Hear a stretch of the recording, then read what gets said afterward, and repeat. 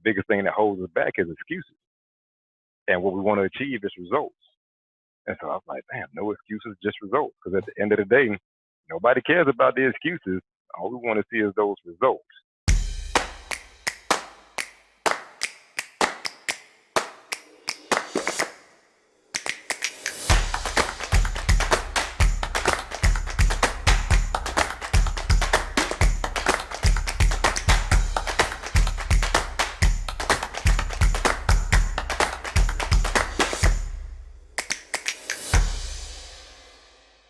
Hi, I'm Terrell Turner, the host of the Business Talk Library, and today I am excited to talk about something that I think is something, a video that I did before where I talked about, your 360 success, because being successful in business is one thing, but I think it's also very critical to have a quality health. So I'm glad to have Ernest on the show, and we'll talk about all around health and wellness. Well, Ernest, welcome to the show.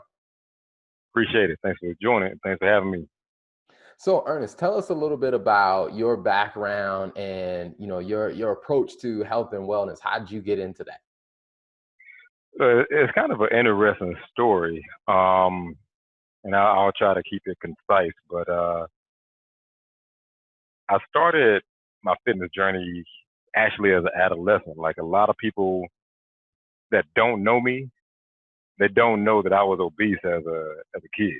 Wow. Like as a grown man, I usually walk around at about a buck 70 now. At the age of probably 11, 12 years old, I was like a buck 85. Wow. So yeah, I was significantly overweight, just bad eating habits, the whole nine yards, everything that contributes to an unhealthy lifestyle, that's what I was doing. Had no concept of health at that point. And then one day, just all of a sudden, it just kind of, I got the urge to just change, probably around 13 or so, 13, 14 years old, just started doing basic calisthenics at home, didn't have any weights, just push-ups and sit-ups, which was a struggle for me at first because, when you're a buck 85, yeah, that's a lot of weight to try to move.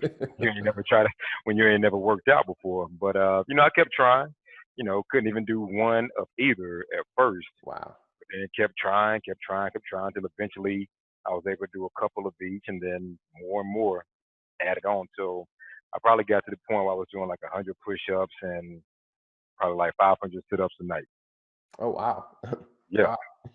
Yeah, but I was using, I don't know if you remember this thing called the ab rocker.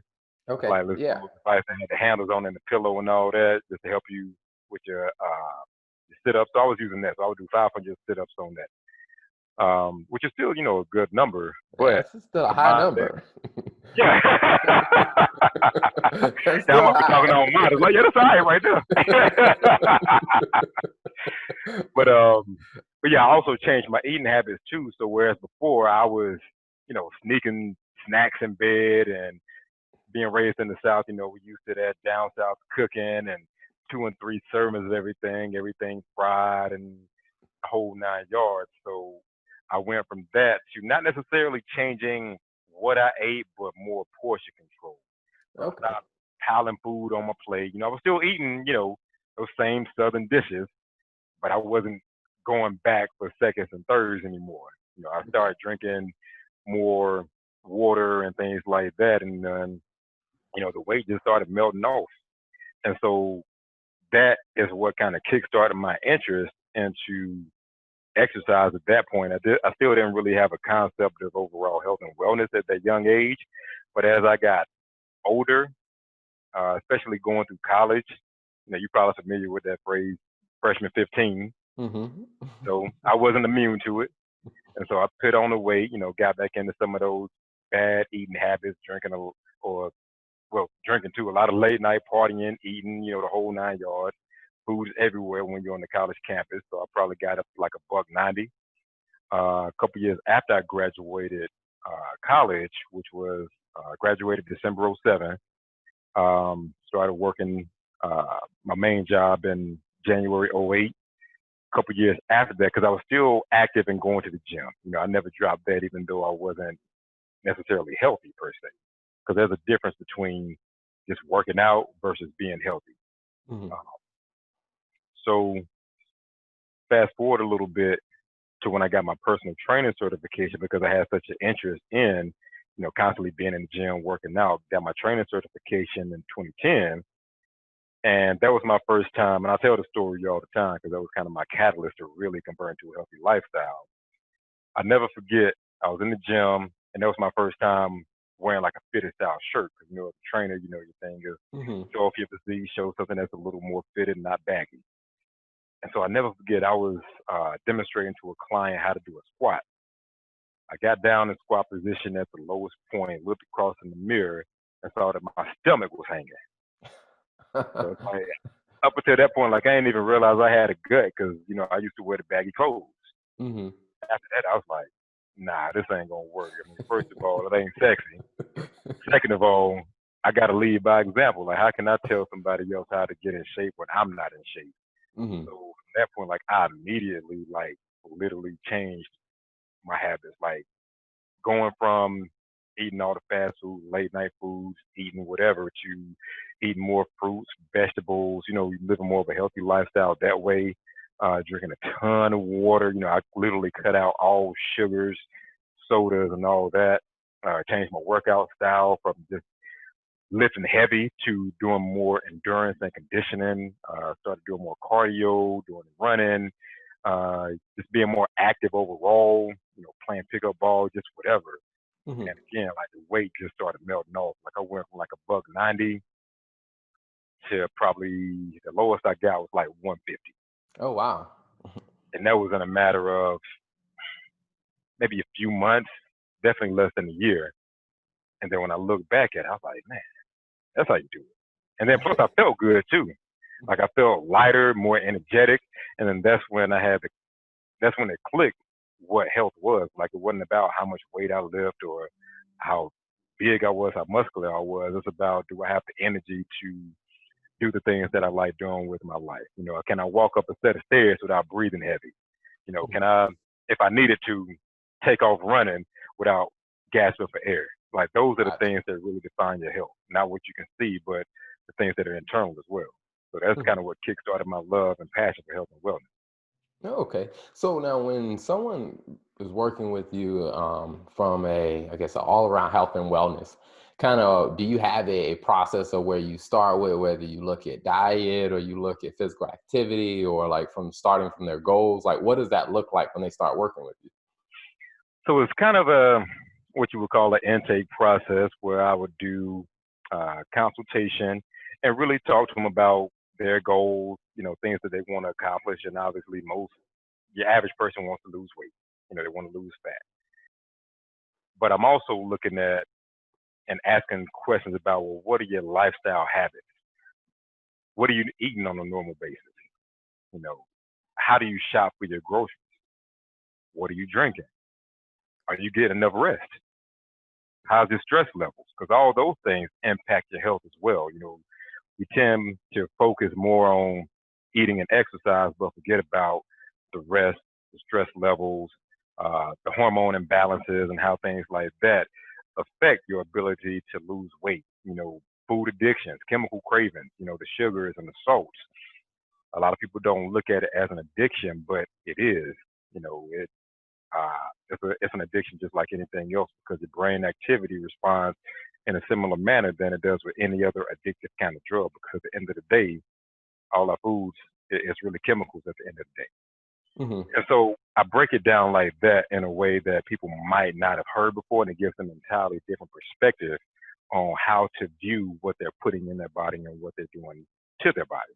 Hmm. And then after that, I take that assessment and get a gauge of where they are, what their goals are, and then put together a customized program to help them achieve those goals. Awesome. Okay. Yeah, and I think that that's very important because, I mean, just for this show, I mean, a lot of the listeners are either entrepreneurs, business owners, or kind of the business leaders. And as we all know, all those things, the common thing is it comes with a lot of stress. Yep.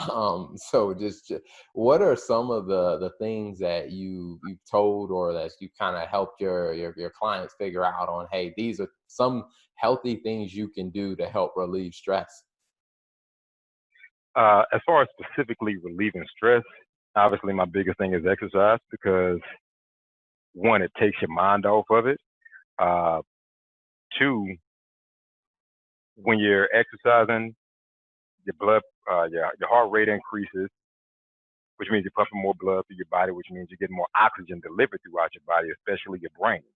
That's why a lot of times after an intense bout of exercise, after you kind of rested and recovered a little bit, you know that you can think clearly Hmm. because you got more oxygen being delivered to your brain. But as far as some other stress management techniques, meditation is one thing that I strongly recommend as well. Um, with so many distractions that we all have, whether it's personal or external, we all have them.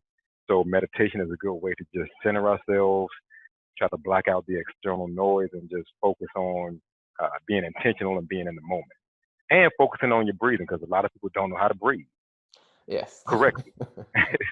I will say that is one thing that I definitely learned, because I played sports growing up, all throughout, from a child all through the end of high school. And one of the challenges I had is I was born with a severe heart murmur. And so Mm, I would have to spend a lot of time going to the doctor, going to heart specialist. And that's where I learned, like, how to properly breathe. mhm. And I didn't realize, like, how natural it is to breathe improperly, Right. because it's just so common that you just do it, to where it's just like, when I started learning how to breathe properly, I'm like, you know what, I actually feel better when I start focusing on how to breathe properly. Hmm. Mhm. And it Awesome. just brings a different level of energy to you too when you learn how Yes. to properly breathe, Mhm. especially playing sports and doing anything active. Absolutely, absolutely. So if someone's trying to reach out to you to get in touch with, to hire you for services, where can they find you? So you can find me on Instagram and Facebook at Mr. No Excuses, and then the website noexcusesjustresults.com. Uh, email address ernest.swindell at noxjustr.com, or if you want to give me a call directly, phone number 704-916-9681. Awesome. So how did you come up with that brand of no excuses? Like, uh, I was sitting there kind of racking my brain one day when I was coming up with the business name several years ago. I was like, man, what is it that is going to be meaningful, that is going to resonate with people? What is it that uh, also kind of motivates us as well, but also holds us back from what we're trying to achieve? And I said, well, the biggest thing that holds us back is excuses. And what we want to achieve is results. And so I was like, damn, no excuses, just results. Because at the end of the day, nobody cares about the excuses. All we want to see is those results. mhm, awesome. So that's what kind of resonated with me. Like, yeah, that sticks. Because when people hear it, it's almost like some people get intimidated by it because it's like, oh man, you must be pretty serious, huh? Yeah, Mhm. I am. But Awesome. to me, it also applies not just in fitness, but just in life, right? Anything that we want to achieve, we put the excuses to the side, we'll get those results that we're looking for. Mhm. Awesome. So one of the questions I like to ask everybody that comes onto the show, is, what is one or two pieces of wisdom that you've picked up as you've been building this business? And, can you share that wisdom with us? Yeah, one of the biggest things that I've learned is not to try to wear all the hats. Um, it's a challenging thing to balance when you're first starting because most of the time when you're starting a business, you don't have the money. So you don't have the money to hire somebody else to do it.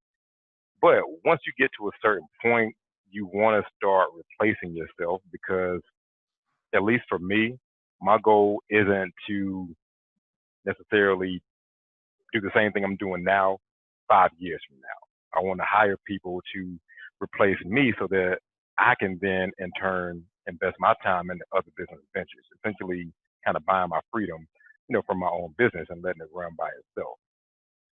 So yeah, never be afraid to, or excuse me, don't try to do everything yourself. It's okay to hire and contract out, and there's tons of services. I love using Fiverr. because you can find tons of freelance things for cheap. Matter of fact, I had a lot of things done from them. Matter of fact, my book cover design, got that done on Fiverr. A lot of other services as well. So there's resources out there to where you don't have to kill yourself trying to do everything. Hmm. The other piece that I would recommend or that I've learned is don't be afraid to reinvent yourself either. Hmm. Um, as we progress through life, naturally our tastes change, what we want to do with our time changes, our preferences change. And so has it that as we change, our approach to our business is likely going to change as well, or the way we choose to run our business, or the type of business that we even decide to be involved in. I may not want to be a chef for the rest of my life. I may want to hop over and do something else still related in the culinary arts field, if that's your area. I started out doing personal training and group fitness, but then as I progressed, I wanted to get more into overall health and wellness coaching and more from a holistic standpoint. And there's nothing wrong with reinventing yourself because that's how you keep ideas fresh and that's how you remain interested and passionate with what you're doing. Awesome, awesome. Now, Ernest, now you mentioned a book, and you didn't give us a synopsis of the book. You got to tell us a little bit more about your book. Yeah. I kind of slid that in there on the low, didn't I? So the book is called Why You Can't Lose Weight, The Blueprint for Healthy Living. So a lot of the things that I've talked about today touch on those more psychological and emotional reasons that we struggle with weight loss and fitness, not truly understanding what it means to be healthy. What is food? What are nutrients? Why do we need certain vitamins and minerals in our diet? What foods have those sorts of vitamins and minerals? How they impact our health? If we don't have them, how to properly exercise. Again, I'll reiterate the point about sleep and getting adequate rest. Um, not solely relying on the scale to be the determining factor in your fitness journey. So I'm talking about all those various factors that we tend to misconstrue and misunderstand when it comes to our health and fitness journey.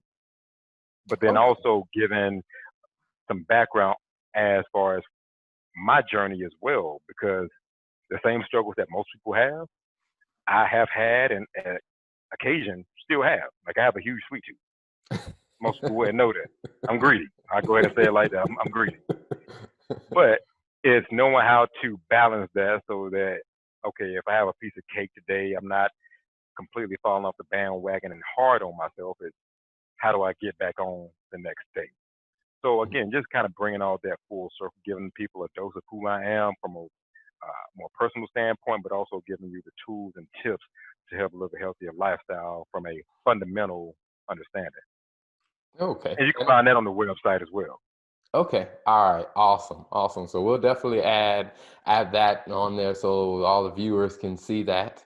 So yeah, Ernest, thank you so much for being on the show and thank you for sharing the wisdom and the insight. And we'll definitely share all the links how people can get in touch with you, as well as how people can get a copy of that book as well. Thanks for tuning in to the Business Talk Library. If you like what you heard and you want to hear more, be sure to click the subscribe button and follow us on all social media platforms as the Business Talk Library.